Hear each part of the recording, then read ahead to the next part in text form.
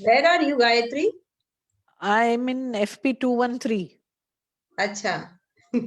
Good. Yeah, the background seemed different, so that is not NG.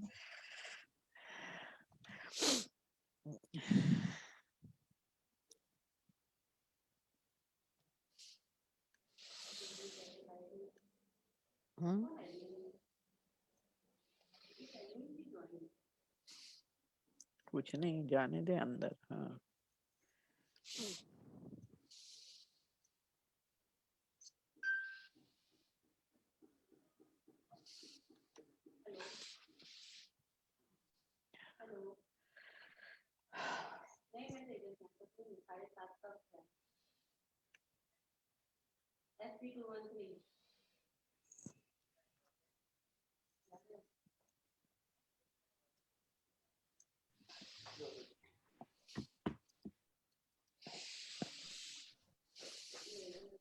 Hello, sir. Good evening.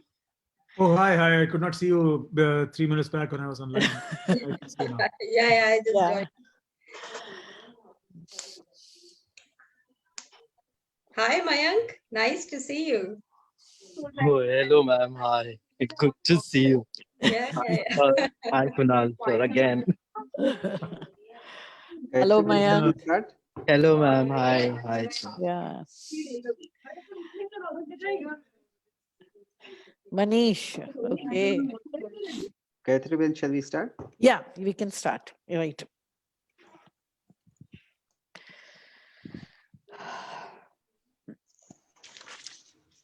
All right. So, good evening and welcome, everyone. It is a great pleasure to have with us Shri Kunal Kumar as our speaker in this webinar today. I will briefly introduce Shri Kunal Kumar. He is Joint Secretary and Mission Director, Smart Cities at the Ministry of Housing and Urban Affairs, Government of India. He leads the nationwide implementation of arguably the largest and most complex urbanization initiative, the Smart Cities Mission. He has conceived and launched several new initiatives like the Smart Cities Digital Payments Award, Municipal Performance Index, Data Smart Cities Strategy, Assessment Framework DMAF, Smart Cities Open Data, and India Urban Data Exchange IUDX. He has served as the Municipal Commissioner at Pune Municipal Corporation and at the Kolhapur Municipal Corporation. And previously, he has been District Collector in the districts of Bhandara, Jalgaon, and Aurangabad. He has won the Prime Minister's Award for Excellence in Aadhaar Governance in 2012, the Best Governed District in the country for his role in Jalgaon, and the Prime Minister's Indosan Award in 2017. Shri Kunal Kumar has a background in electrical engineering from IIT Roorkee and holds a master's in public management from the National University of Singapore, jointly conducted with the Harvard Kennedy School, Cambridge, USA. Besides traveling, he has an avid interest in reading and follows the sports world. He has also recently written a very insightful article called The Great Urban Debate, and we hope to hear about that also in the coming days. But today, this topic is about data smart cities. So without further ado, Shri Kunal Kumar, thank you. Thank you. It has been, an introduction which almost seems that I have come for a job interview. It's like my entire biodata having been read out. And I'm very happy with my job. So that's not the purpose of my being on this call. I'm actually delighted and privileged to be part of this because I think CEPT has a name that it has carved for itself, and the kind of work that it is doing, kind of ideas it is bringing into not only India but in the entire global sphere, and the kind of potential it holds to contribute in the future is immense. And I just take this as an opportunity of this 1 hour to be with this enlightening fraternity. and to be able to share some ideas and learn even more ideas from the kind of discussion we may have today on this forum. Uh, I saw the topic for today, of course, when we had discussed this, we thought we would speak around data and technology around smart cities. But I'll step back a while when I begin. And I would like to mention that apart from the things that Professor Chirayu Bhatt just talked about, I think the way I identify myself more is with the kind of work by design or by chance I've had to do in the urban sphere for the last 11 years. In the IAS, most of you know that postings can be in any department. But I've been lucky enough to be, in one sector for a long time, and that too in a sector which I have always liked to be in. So three cities, Nagpur, Kolhapur, and Pune. For about 8.5 years, I've worked as municipal commissioner. And then now 2.5 years in Delhi, and plus some intermediate phases of being municipal commissioner in Aurangabad and Jalgaon is how I have learned some bits of the urban that I know. And I hate to call myself a specialist, neither do I want to call anybody else a specialist, because I think we stop growing the moment we decide that we have become specialists.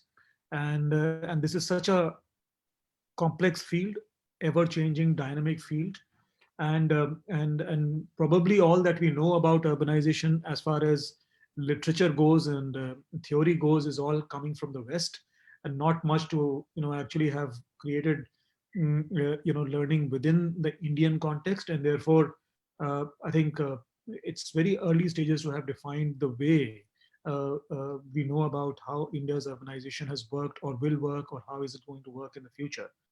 So at this important juncture, I think the most important thing that we can do is have these dialogues and keep like-minded and keep people who are interested. When I say like-minded, doesn't mean that all of us of one directional thinking. When I say like-minded, I think it's about having people who are concerned about India's urbanization, talking to each other.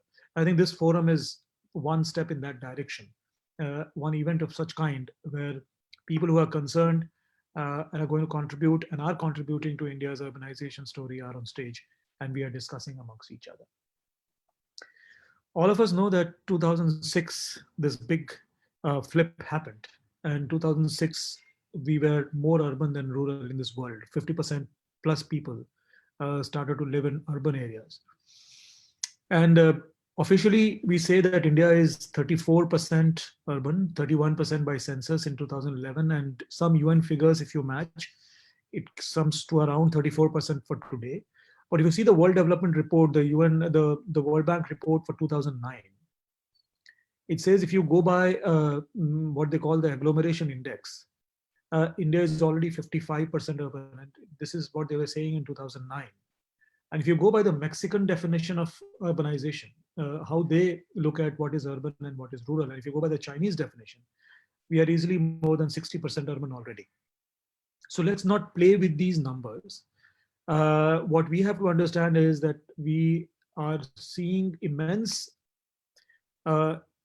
inflow of people into what we look at cities, we call towns, and also those peripheral areas which probably don't get counted as towns, but practically they are extensions of the Ahmedabads and Surats and Punes and Hyderabaads of the world.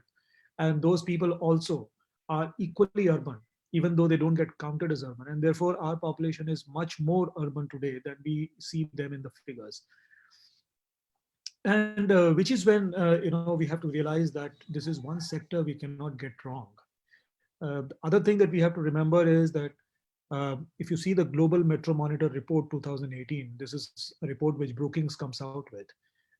They have put figures that 300 metropolitan regions of the world, which are 300 metropolitan urban regions of the world, they produce more than 60%, which is almost 2/3 of world GDP. So, and you see that across the world, you see that across countries. So if you see in America, places like New York and California and those kinds of places will produce almost 2/3 of America's GDP. And you see the same in India, Mumbai and 10 cities will produce about 60% of India's GDP. So there is, we may call this by whatever name, but essentially, I think it is the technology of the time. The you know in 1100 or 1200, you had the feudal system more prevalent in the Europe because that was the technology of the time. Agriculture of a certain kind was the technology of the time, and that led to a certain kind of habitation to develop. And that was more or less the same before the Industrial Revolution happened.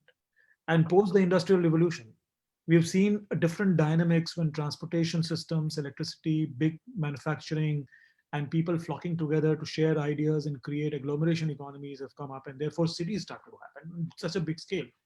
In 1800, the population of the world was less than 1 billion, and today we are more than 7 billion. What happened? I mean, there was somewhere I was reading that if you compare the lives of a farmer in 1750 AD with a farmer in 1750 BC, that won't be very different. But if you compare the lives of a 1750 AD farmer with 2020 AD farmer, it will be very, very different. So much happened in this two and a half centuries. And that has led to the evolution of cities the way we see it across the world. And now 50% plus population lives in cities. Having said that, from Brookings, you would appreciate the fact that at least my own personal understanding says that there is not enough evidence to say that urbanization is a clear ticket towards economic growth. The Western literature does say that. The Western literature says that the more urban you become, the more economically you do better. So we tend to say that India's urban sector, India's urban areas contribute close to 2/3 of its GDP today. This is a figure we hear in a lot of conferences, and everybody speaks about it. And we tend to think that let's urbanize more, and because urban areas create more GDP, so we will, so the simplest way to do this is overnight pass an order and convert all gram panchayats into urban. Will that lead to more GDP? Clearly, no. So there is something else which really causes economic growth, which is much beyond urbanization itself. And there is clear evidence that that is going to be the case, because if you see data from 1960 to 2000, in the same period, the same percentage growth in urbanization in both Asia and Africa has led to different kinds of economic stories in both the continents. With the same percentage growth in urbanization, African economic growth has gone up by 36%. Asia's has gone up by 360%. So something more has worked in Asia than has worked in Africa, which is a cause. So it's not a direct correlation. And most of us, when we read this literature, which is coming from weird countries, why I say weird is WEIRD, which is Western, educated, industrialized, rich and democratic. So most of the research comes from weird countries, and weird countries actually are on a different dimension, and not much research is available in the Indian and the African context. And all of us know that the next 2 decades, 90% of the urbanization that is going to happen in the world is going to happen in India and Africa. And I think half of that is going to happen in India and Nigeria. And by all projections, it seems by 2050, the top 2-3 biggest cities in the world will be, today the largest city in the world by population is supposed to be Tokyo. But it's said that by 2050, it would probably be Lagos, then Delhi, and then Mumbai, and so on. So this is where we are headed. And this is the area of the world where research is not very clear on the effects between urbanization and economic growth, which also spurs me to say that institutions like yours, especially who have carved a space in urban management, urban planning, creating the urban managers of the future, need to really create localized, contextual research on these facets of India's urbanization and economic growth, and how they are working, in sync, and how they affect each other. Because I think there's not much evidence and not much research, and therefore it's a great area of work that many of your students and the faculty can actually think of. Again, by my own experience working in cities, I've seen that sometimes we end up playing zero-sum games. So while we work to improve one area of work, we actually slide back in some other place. Am I audible? Just checking. Yes, sir. Yes, sir. Okay, Yes. because I saw some Yes. commotion. I thought something is going wrong with Yes, my. yes. No, audible. Oh, okay. We can all hear you. Okay, so what I was saying is sometimes we keep playing this zero-sum game in our cities where we improve something in that process. We actually, rather deteriorate in some other area. I'll give you an example. Some of us have this fascination of, fast-moving traffic in our city. You define a good city because the traffic jam nahi hota. Yahan 60 km/h pe we can travel. But while that is the case, on the flip side, that city becomes prone to more accidents. And so road safety and network speed are cross-cutting issues. And as a city, this is just one example. There are many examples of this kind. For example, let's say a city, and maybe globally this is more felt than in India, has a small minority. And culturally, that minority is very small in number. And if you go by the principle of the community decides, and let's say the larger community is deciding to against the smaller community, then which is a broader theme you hold on to, whether you hold on to the theme of inclusion, or hold on to the theme of community empowerment, because clearly if the community is to be empowered, whatever happens, it's the democracy majority thing. These are decisions which are very tough in urban situations because there are a lot of people living in small number of areas, and these are contradictions which arise every day. And therefore, as you see, cities are system of systems. So if you're improving health, there is something wrong happening in transport. If you're doing something on transport, something wrong happens in air quality. If you're doing something in air quality, something goes wrong with floods and so on. Now, the systems approach is something which I think is, if there is one thing that we need to teach, if there is one thing that we need to imbibe, both in urban managers as well as in students who are learning urban practice, is this approach, systems approach. And to understand, through flow and stock diagrams and delays and everything, and so how things shape and how we can make more integrated and holistic decisions instead of just going siloed in one direction without understanding what negative effects we are causing in other spheres. And therefore, cities, when we are talking about cities at the moment, they're vibrant systems, socially, economically, culturally. They keep changing every moment. And therefore, whether we are urban or rural, that's a different question altogether. But do we understand the context? Do we understand the people we are dealing with? I mean, whatever label we put to that is a different thing. But to be able to work with that systems approach is very, very important. And that is where we as a country have to make our cities work in the local context. The paper you talked about, the Great Indian Urban Debate, is essentially focused on that. It says, you can't decide how urbanization is going to pan out. Nobody decides this town has to go become big, that town has to become small. Sometimes you are faced with what the technology of the time actually delivers to you. And in the circumstances, the economic, social, cultural circumstances of the time deliver to you.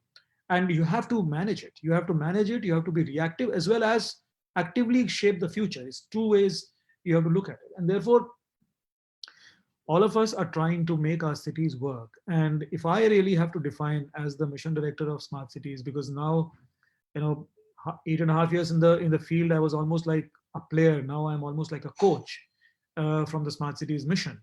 And if I look at it, I see it as a situation where, the best way to define what is a smart city is essentially a city which works. And a city which works is essentially a city which works for everyone who is in the city or who is wanting to come in the city. Now, what does it mean by working?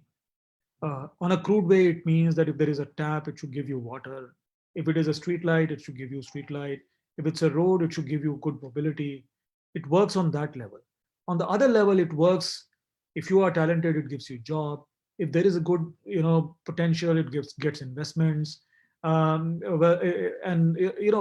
all those things. It actually attracts the creative class, and it is walkable, it is livable. You have all the facilities that you need. It has good, culture. So some of this is not in your hands, but most of it, are parts of what we call urban management. And and larger than the urban management term is this thing about influencing urbanization, which is I would not call it urbanization management, but it's more about overarching ways of seeing how your urbanization is shaping up, and to be able to take the right decisions according to what is happening. And that's where the smart cities mission, and that's where the role of all, urban practitioners is to make cities work, to make urbanization work, to make lives of people better, to make lives of businesses better. And this is all about what smart cities is all about. People, are always talking about technology and data and things when they talk about smart cities. But smart city, essentially, these are the things. A city which works for its people, a city which works for its businesses, a city which is not only ready for its present, but also ready for its future, or maybe it plans for its future. A city which is sustainable, a city which has what I call affordable excellence, and I'll come to that point later. So these are the things that define a city. And if you have to also condense all this into one line, it's basically a city which is built around its people. And this is the narrative, which is not a theoretical narrative we have got out of the West. This is a narrative which has emerged from our practice of smart cities over the last 5 years. We are much more diverse than any country in the West. We are much more diverse, not only socially and culturally, but also various strata of economics, and also a dynamic country in the sense that there's one part of the India which is preparing to launch the next Mars mission. The other is struggling with getting electricity. Different kinds of areas of working. So in our context, this is a definition which is really suitable, because when I say a city which is built around its people, it's built around all various kinds of people. And everyone, when they come out of their homes in the morning and they meet the city, you get a aha feeling. This city takes care of me, and I am a part of the city. I feel a part of the city. That's when you call a city smart. And that may not have the best of infrastructure, they may not have the best of technology, but it should be able to actually create that ethos to be able to make everyone feel included. Now, it was very bold of our political leadership to have taken this decision to launch the smart cities mission in 2015. That time people were saying, "Abhi pani to mila nahi, gutter to bana nahi, abhi aap smart city ki baat kar rahe hain." I know even today people will talk about आपने आप technology की बात करते हैं, अभी हमारे वहाँ बस तो पहुंची नहीं, ये तो हुआ नहीं. So we see a lot of things as if they are completely independent of each other. Even this technology bit, for example, how many times we use technology in our own lives, we have just it's so rampant that we don't make a case for it. For example, if I have to go from here to somewhere else, I will put on Google Maps. If I am trying to find out the temperature for tomorrow because I have to go for a run, I have to see the something on my mobile. Everything is linked. So when we are planning physical infrastructure, whether it be it roads, whether it be it water supply systems, all the time we are searching for data, and we are searching for various information points which can be used to plan for those systems, and then we actually go ahead and plan it. So this dichotomy that we have in our minds, that physical is separate and technology is separate, needs to be erased, and it has already got erased, but we still have that block in our minds. So if I have to say, how technology really affects, just 1 minute, can you please? Yeah. So if you see how technology affects the way cities work and all, it's basically entangled at all levels. So we really not need to differentiate. And this is where I say that technology is a means. to achieve those outcomes we just talked about, what smart cities have to achieve, which is to make a city work, which is to make it inclusive, to make it future ready. And technology is one of the means. It may be an important means, but it's also one of the means. And there are many other means which fall in the bracket of policy, infrastructure, community, so many different areas of work which need to come together for every single initiative to be a success. Which is where I think, this thing about data comes in. And before we actually jump into data, I think everything then ultimately boils down to uh, empowering also the leadership and the community to be able to think through these things. Because you and I may think that cities need to be future ready. You and I may think that cities need to be doing this and that. But who's the one who's actually going to deliver that? Who's the one who's actually going to make it possible? It's the leadership of the city. It's the civic society of the city. It's the citizens of the city. It's the community of the city. And how do you empower them to be able to do this is actually at the core, the fundamental of how you'll actually achieve cities which work.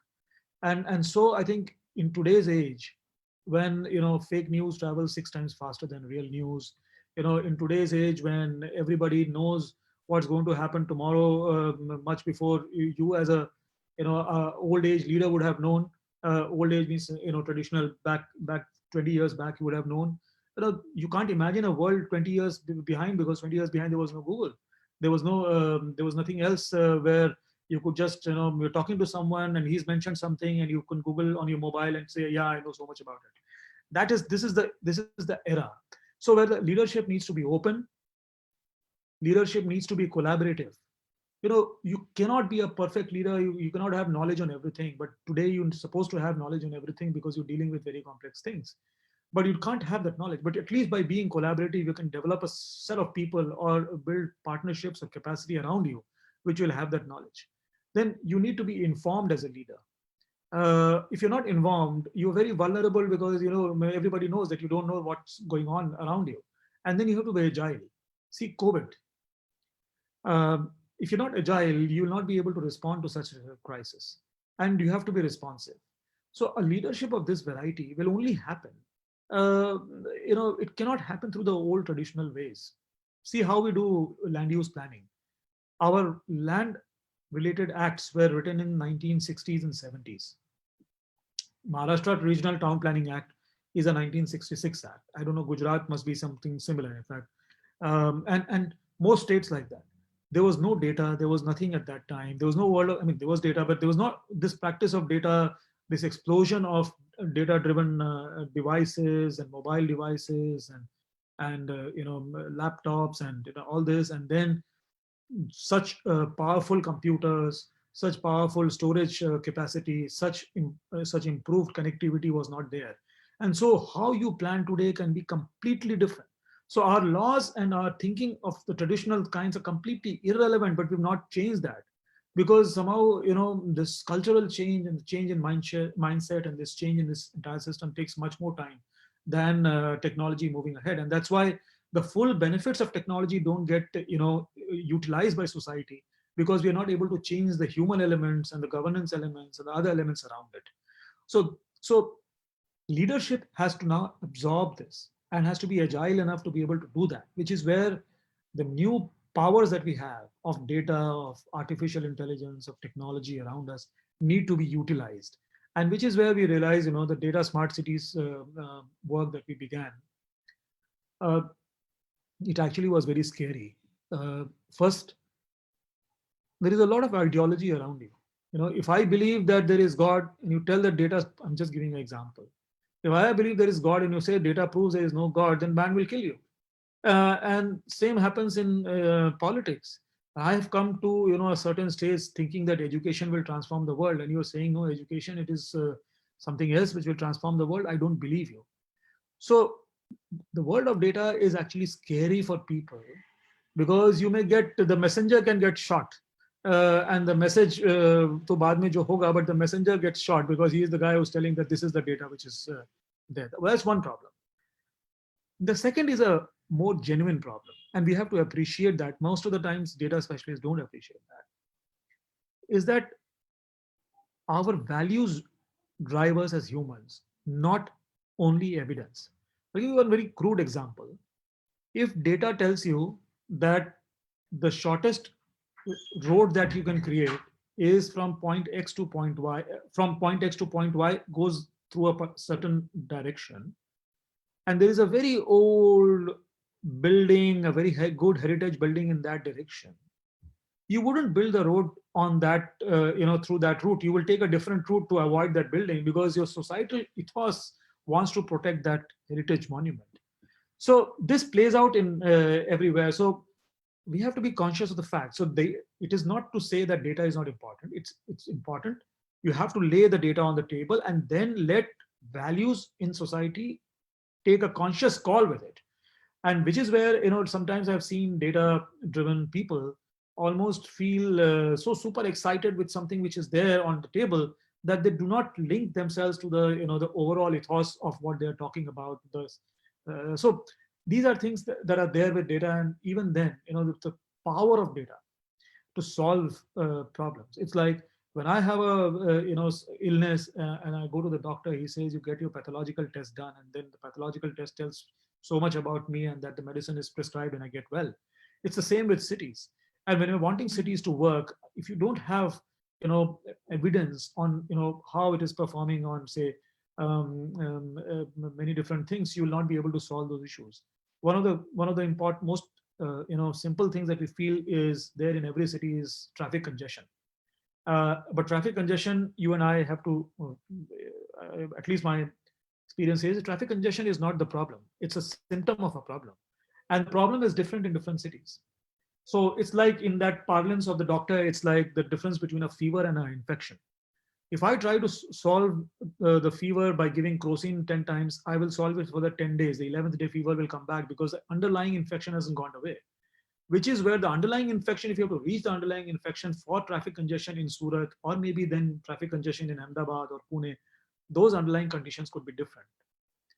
And so evidence-based planning, efficiency, you improve your whatever functions you do, whether it is water management, solid waste management, you know where the leakages are, you know where your bins are full, you know where your trucks are going and all that. So we understand the efficiency argument, we understand the empowerment argument, we understand the also the data helps you reimagine ways of solving things. Now, I remember when 2009 the swine flu had hit the United States for the first time. They were struggling to get data very quickly because through the hierarchy, when the data used to come to the government, it was almost 10 to 14 days when the patient was dead. They were not able to decide. They actually wanted to predict where the next case would happen so that they are able to take care of the patients in real time. So it so happened that Google actually solved the problem by saying that they actually figured out that there were 46 search words which were being used in certain areas, and they correlated 87% to the new the emergence of a new case. Now, you wouldn't know why searching an apple causes swine flu. Definitely searching for an apple doesn't cause a swine flu, but there's some relation which is there in data, and that helps you. So data is not perfect science. It should not be that 100%, this is the cause. It's not causality, it's correlation. So it tells you to a reasonable level of satisfaction that, this could be the predictive thing, and therefore you could take care of that in good time. Then it helps you do granular analysis. If you want to do something for students, it's one thing. But if you want to do something for girl students, boy students, something for girl students within 6 to 14 years of age, and that, then you have to have that kind of data. Otherwise, you just can't do that kind of planning. You have to be very, very general without data to be able to do that. Then it's also, data is like the injection of truth. If I ask you how you're feeling, you'll say I'm feeling nice, but if I have data about you, it's kuch bhi nahi hai, it's all illness inside. So, that's the same thing. So if you want real information about your city, it comes through data, it comes through the real analysis of things. So there are so many different users, and city officers and leaders, as I say, who have to be open and collaborative, can really benefit from the use of data and technology in their day-to-day lives. And therefore, this Data Smart Cities was launched. We started with one city data officer in 2019. Today, we have all the 100 cities have city data officers. Some cities beyond these 100 cities also have city data officers. There are now city data teams. we are setting up city data alliances, which is like public and private partnerships around a specific issue. Let's say you want to create a solution for predicting the next malaria epidemic in a particular city. You need private hospitals to contribute data. You need public hospitals to contribute data. Maybe education department and others also. So they're coming together to create a predictive model to solve this problem in a city. Is a classical example of an alliance around data. So if you see, all this I'm talking about is basically a people's pillar. So people are an important aspect of the three-pillared strategy, which is data smart city strategy. The second pillar is a process pillar. So you need to have your strategies in place, a city data policy, a way of interaction between collaborators, a way of inviting the civil society, the way of inviting the community by creating and making a city into an open lab, which is a living lab kind of a scenario. How do you do all that? You need to actually SOP a lot of things. You need to procedurize a lot of things and make things happen. So those processes. The third part is platforms, where you should have platforms where you actually share data, where people can talk to each other, whether it is, in our context, it is the India Urban Data Exchange and the Open Data Portal. And there's so many others which are locally, actually, people have created multiple different kinds of things. But of course, these are only the beginnings, and there are many other things that are possible. Essentially, three pillars of the strategy where every one of us need to work on is the people, process, and platforms. And so these are areas where we are continuously evolving, and a lot of practitioners will emerge, I think, in the world of data and technology in cities in India. And that is one field. I think I've seen IIT Madras, IIT Kharagpur, some other institutions have actually started very nice courses on data management and at the intersection of data and urban, I think. And I think that is a new field which should emerge, because clearly that is the future way of solving a lot of big issues that our cities are dealing with today. And it all boils down to this innovation thing, because innovation today is not about doing new things. I think innovation today is about combining many existing things in ways that become very interesting. So it's combinatorial, and data is a fundamental instrument in this whole business of innovation around cities. So if you read all the reports about India's cities, 2010 report McKinsey or 2011 HPEC report, it says that you need this much $1 trillion or something like that to, for investment in India's urban areas by 2030. We will never have that kind of money. So the alternative we have is to actually innovate, because these are estimates created almost like a cookie cutter approach from what happened in the West. You're just going to transplant it in India and see the same thing happen. But you can do it differently, and you can do it in the Indian context. You need to innovate. When innovation is basically about solutioning local issues in a local context, in a local way, where I think that is really going to be the order of the day. And I think data and the digital technologies that we have today are going to play a big role. Having said all this, I think there are certain areas we need to be aware of. One is this digital divide. So clearly in society, not everyone is equally active and feels equally safe sharing data or talking about data and using technology. So I think there is a triangle which we need to keep in mind. One node of the triangle is digital inclusion, where we need to create digital literacy in society. The second node of the triangle is digital access, where everyone needs to have access to digital services, access through whether it is Wi-Fi or broadband or something. I've seen, when I was traveling to slums in Pune, I'm sure you would see the same in Ahmedabad, or you may see it in other cities. I see some bright young people who probably, if they only have a laptop and a broadband connection at home, I used to feel that they could create the next Google or Apple. And honestly, they were very smart. So these are enablers you need to give. So digital inclusion as far as knowledge, access as far as equipment and connectivity and services.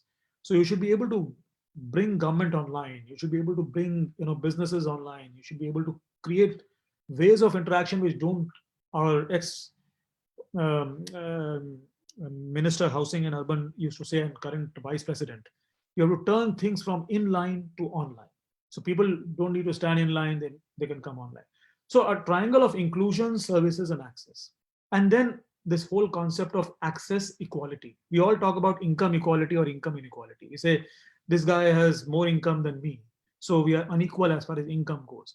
But can we be equal as access goes? One of the most important technologies which has actually created access equality is the mobile phone. See, the poorest of the poor also have mobile phone. The richest person in India, maybe Mr. Ambani, also has a mobile phone, and the poorest person also has a mobile phone. Now, what are those things in cities which can actually be through technology and innovation created, which create access in multiple different areas? Can access of the kind of mobile be created in housing? Can access of the kind of mobile be created in public transport? Can access of the kind of mobile be created in water and sanitation? How can we use and leverage technology and data to make that possible? There are avenues to work there. How do we work on climate? Today, there are 10 cars for every 100 Indians. USA has 110 cars for every 100 Americans.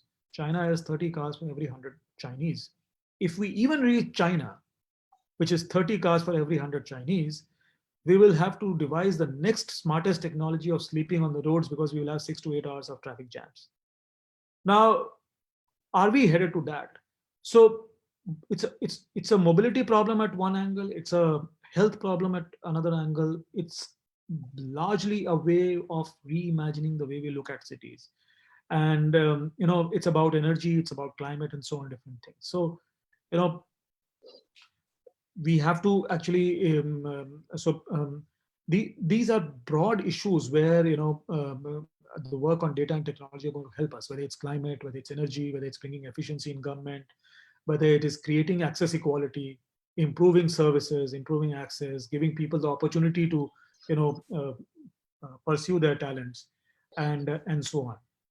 And the challenge is immense. And I think all students who would be on the call, I think we have the fellowship program. We've just launched the fellowship program for the next year. We've done 2 batches, and we've had good number of students from CEPT. In fact, Mayank, who just peeped into the call and probably has just vanished, maybe he'll come back again. We were in a meeting with the fellows just about half an hour back, and it's a very lively program. So I'd like you to volunteer. Some of you can come and apply for that, and also look at opportunities. We've created multiple opportunities of internships in cities. So I have learned from experience, and I think the best way to learn is not by books or research in a lab. You actually need to go to the cities, work on projects, work with people, meet real people. Then you know what community engagement means. It on paper seems to be very good, but you start to communicate, have community engagement. You know the contradictions that exist in society and how to carve out your way through that. And what is a mix of doing and talking? Because when you start a project, you do community engagement, there's a lot of chaos and nothing moves ahead, and one fine night you decide that you do something. Next day the discussion is on what you have done, not on the philosophical argument of whether this should be done or not. So how do you move things when you get into a tangle? These are things you learn on the ground. These are like, if you ask a centipede, 100 legs hota hai centipede, how it is walking, it will start to think and it will fall. Because the time it's not thinking, it's actually walking, because it's doing it because it is actually actioning it, not thinking about it. So actioning is very important. So all students, whether you are in internship, whether you take your summer break, or maybe you get these opportunities for a year off to immerse yourself, we have created opportunities. Please take them, and the country will look up, because clearly it needs a lot of professionals in these areas, and the kind of work that CEPT is doing, and the kind of faculty you have, the kind of ideas you have there, are all going to greatly benefit the country. So my best wishes to you guys, and I think it's been an honor to speak. Now, I think I've overflown maybe by 10 minutes, but still there's 20 minutes for questions, so we can go ahead with that. Thank you so much. Thank you so much. I think this is a very wide swath of area that you've covered in your talk, and it's fantastic to sort of engage with these questions of how urbanization relates with the economic growth, and where data plays a key role in enabling and empowering communities to take charge of their own areas and to improve them over time, because cities are finally the smart cities are the ones that work for everybody.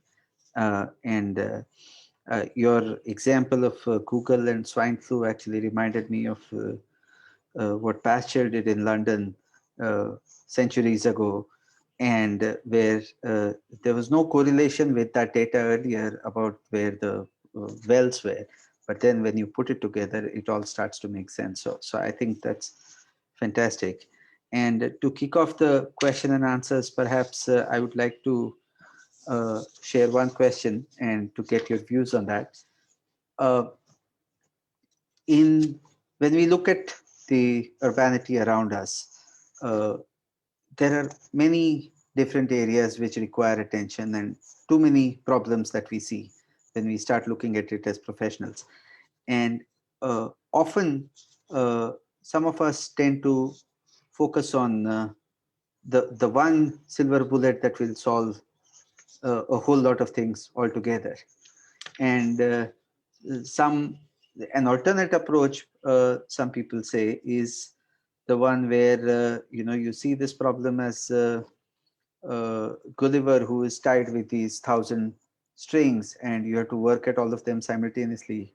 Cutting one string will not solve the problem. So what is your view on this, and how would you encourage the young professionals we have around us to look at this?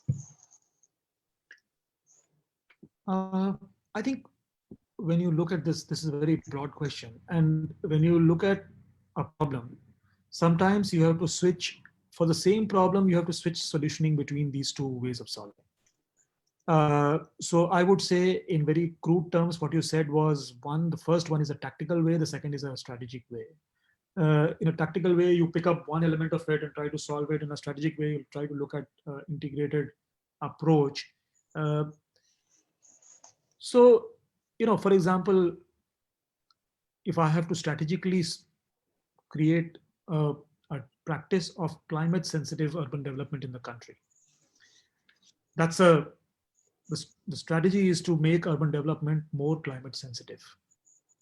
But a strategy on paper, actually, when you try to practice it on ground, it initiates through some tactic to begin with. So for example, in our case, what we've done is we've created the Climate Smart Cities Assessment Framework. So what is the assessment framework? It ranks cities, it makes comparisons, tells you which city is doing better than that. And all of a sudden there is a hype around climate. That's a tactical move, but it's an entry point. It's a foot in the door for the larger strategic move. So most problems are actually presented in this form, where sometimes we all, because of our own bandwidth issues, I'm not talking of mobile bandwidth, our own brain has bandwidth limited, morning to evening, we are all caught in the rut of our lives. We only see problems from one dimension, or we're not able to really appreciate the entire spectrum. So to start something tactically is important, but with an overall strategic framework where that what is possibly, you may not be very certain. Sometimes it has to be zigzag, but having some fair idea of the overall strategic goal is important. So for example, you're trying to make the city more public transport and walking friendly. It's a huge strategic thing. How do you do it? You can't go and stand on the chalk and say, "Kal se aisa hona chahiye." You will be killed. So then probably, things like one Sunday you declare as a happy streets day, and then some streets are closed, and then that day everyone walks on those streets and people cycle and children come in. And all of a sudden the city starts to find, right, walking is fun. And then a demand comes out, because that demand wasn't coming because my bandwidth didn't allow that demand to come into my head, because all the while I was reaching my office by my mobile, the bike. So I didn't need to see it this way. So, but all of a sudden I've seen the joy of walking. And so that's a tactical inroad into a strategic problem. I don't know if I've answered your question, but maybe. Yes, no, I think it makes sense.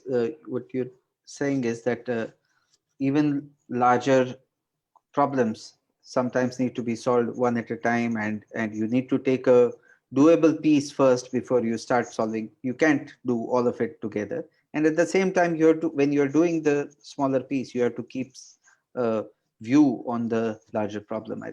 That's the sense I Exactly. got. Yes, very good. There's two questions here. We'll just take a couple of questions, and then we need to finish at 7:30. So we'll just take a couple of questions. The first question says that India has suitable resources to create GIS-based city intranet platform to bring information and citizens together. Are there any Indian examples that are doing this, or are there any specific templates, or how this can be done? If you go to the data.gov.in website, there is a community section there. You can search, there are a lot of examples of how cities have used geospatial data for public transport planning, geospatial data for health planning, and so on. And so some of them are there and some of them are not recorded there, but most cities have started to work on these lines. Only recently in Varanasi last week, we launched what we call the Geo Data Hub. So all the data that Varanasi has been able to generate over the last 3-4 ये years, सब questions रखती है and before that, chat बंद they have actually got chat कर देना they've actually been linked to geospatial layers and now are being used by the team in Varanasi to plan better housing, better health services, and so on and so forth. There are many examples, and there's another layer which is now interesting, which is coming up, which is citizen as sensor layer. So, if all of us have mobile phones and we can actually relay back data about certain aspects of the city back to the city in real time. So you have the geospatial layer, you have the people sensing layer, the citizen perception layer, and you have the actual physical infrastructure layer. And so the play is very interesting when it is in some cities that is being done. Say, for example, you want to know which parts of the city are clean. So, the locations where normally you find unclean surroundings. So there, you have empowered some citizens to actually give you back some, images on a WhatsApp number. The images come to a server. The server has an artificial intelligence program which actually is able to rate the cleanliness of that area, and in real time, the city on a geospatial platform can see which areas are red, which areas are green, which areas are yellow. So these things have started to happen in many cities. Great. There's one question which is from one of our own. Says, is there a way to tie all the data that is collected by colleges and universities like CEPT, like a national repository that you're mentioning?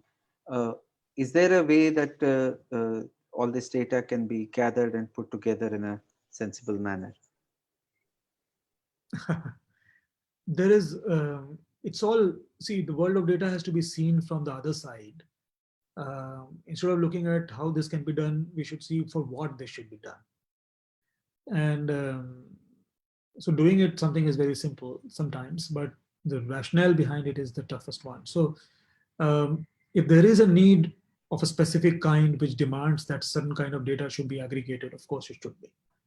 And that is being done in many fields. If you see the Ayushman Bharat program, I'm just giving you another example. The data from multiple different public and private hospitals across the country is getting aggregated to create a platform for health. If there is some need like that, which is there, then of course this should be done, and this can be done.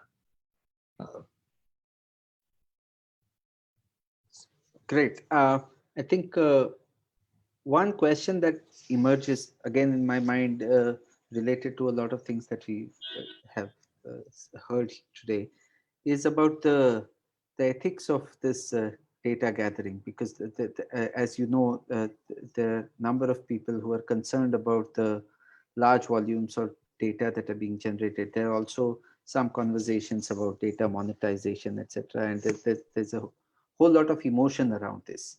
So what's your take on that? I would link this to something, a corollary of this, which is probably digital payments. How many of us used to interact digitally for payments maybe 15 years back? Not now. We would stand on an ATM queue. I remember my father taking half-day leaves from his office, actually going to a bank. From that time now to in the car, on the airport, we just whiz money from our mobile to somebody else's mobile using UPI. A level of trust has got built on the system, which is actually driving people to that extent of digitalization in payments. And payments is something which is very serious. If I see what has made that happen, I think there's a big element of trust which got created because of things like UPI and etc. Because there was a government in between which said, look, these are not platforms which are being created by some private sector entity for its own benefit and therefore can be misused depending on the whims of that board. It's actually something which is being created by us as a public good and being leveraged by private sector entities, but they cannot compromise the safety behind it and the security behind it. And therefore, it started and it has got the push that it has got us today. Similarly, in the field of data, it's going to be the ability of the government, ability of